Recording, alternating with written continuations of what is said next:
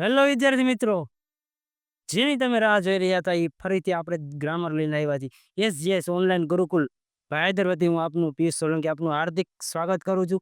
આપણે 2 મિનિટની અંદર 10 માર્કનું કામ કરી ચૂક્યા છે મિત્રો, પણ હવે વારો છે ધોરણ 10 તો ભાઈ 10મા વાળા જ્યાં છે ત્યાંથી જોડાઈ જાવ, જોવો વિડીયો, લાઈક કરો, સબસ્ક્રાઈબ કરો.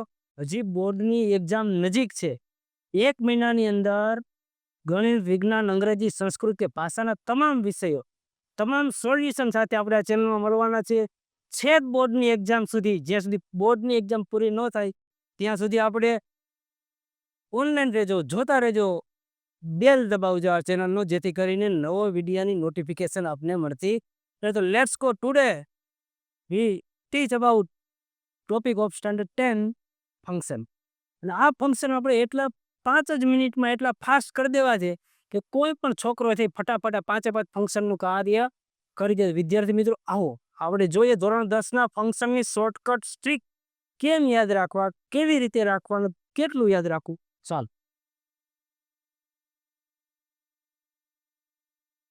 વિદ્યાર્થી મિત્રો, આ છે ફંક્શનના નેમ અને સામે છે એના કેવા વાક્ય આવે, કેવા ઓળખ સૂચક વર્ડ આવે, એની વાત આપણે કરવાના છે.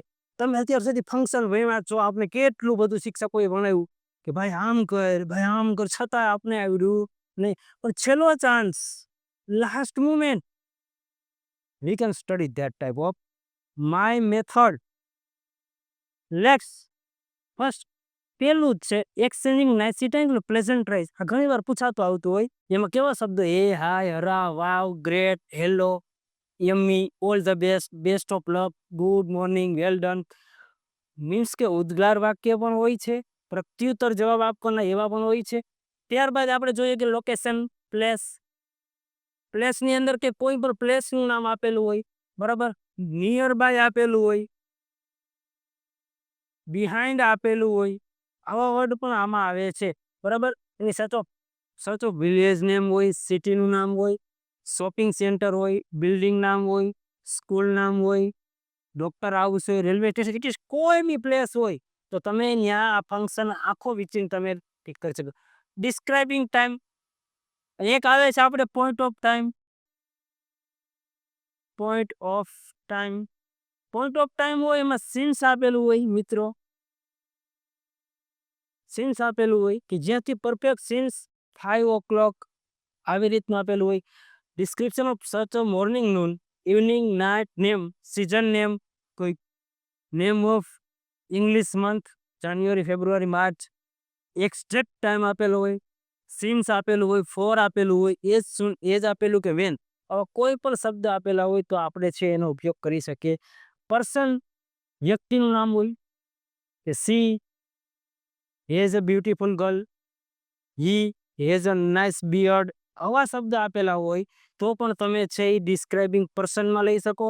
હુ, હુમ, હુઝ અને વિચ, આ 4 શબ્દ વાક્યની વચ્ચે આપેલા હોય ત્યારે આપણે ફંક્શનની અંદર ડિસ્ક્રાઇબિંગ પર્સનનો ઉપયોગ કરી શકીએ છીએ. ચાલો મિત્રો, ફટાફટ આપણે 4 ફંક્શન, આખા ફંક્શન રિવિઝન કરી લેવા છે આપણે ફટાફટ. Describing action, representation any action, કોઈ કાર્યની ઘટના આપેલી હોય ત્યારે એક્શન આવે. જનરલી સિમ્પલ પ્રેઝન્ટ ટેન્સ હોય.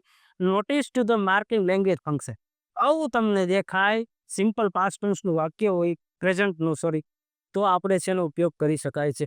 Making inquiry, inquiry as nature, સાવ સિમ્પલ યાદ રાખવાની સ્ટ્રીક તો ભાઈ મેકિંગ ઇન્ક્વાયરી પ્રશ્નાર્થ હોય, WH હોય, હુ, વેન, વોટ, વાય, વેર, આનાથી પ્રશ્ન જ બનતા હોય ત્યારે ફંક્શન બને નેચર. રિઝલ્ટ બતાવવા માટે ટુ, સો ધેટ, ઇનઅપ ટુ અને સચ ધેટ, આ બધાની વચ્ચે છે એ એબ્જેક્ટિવ વિશેષણ હોવું જરૂરી છે ત્યારે આ રિઝલ્ટ બધા. પ્રોસેસ કોઈ વસ્તુની ક્રિયા, એક તપેલી લીધી તો એ પ્રોસેસ જેમ પાણી નાખ્યું તો પ્રોસેસથી યાદ રાખવાનું શું કે ભાઈ પ્રોસેસની શરૂઆત છે કોઈ ક્રિયાપદથી થાય. આ વાક્યની શરૂ મોસ્ટ ઓફ ટેક આવે, 90% પૂછાતું બોર્ડમાં ટેકથી પૂછાય. લેટ આવે તો એ પ્રોસેસ હોય. કોઈ પણ ક્રિયા હોય, કોઈ વાક્યની શરૂઆત ક્રિયાપદથી થાય એટલે પ્રોસેસ નામનું ફંક્શન. રિપોર્ટિંગ ઇવેન્ટ, કાંઈ આપણે ડાયરેક્ટ ઇનડાયરેક્ટ આવડે છે, તમને રિપોર્ટિંગ ઇવેન્ટ આવડી ગઈ. એમાં યાદ રાખવાના word said, told, if, exclaimed with, requested, replied, આવા શબ્દો જ્યાં જ્યાં આવે ઇનડાયરેક્ટનું વાક્ય હોય એટલે રિપોર્ટિંગ ઇવેન્ટ થાય. રિપોર્ટિંગ પાસ્ટ ઇવેન્ટ અને નિયર પાસ્ટ. પાસ્ટ એટલે ભૂતકાળ યાદ રાખવાનું. Simple past tense, continuous past tense, perfect past tense. આ 3 યાદ રાખો એટલે આ ટેન્સ આપણે આ ફંક્શન આવડી આવ્યું.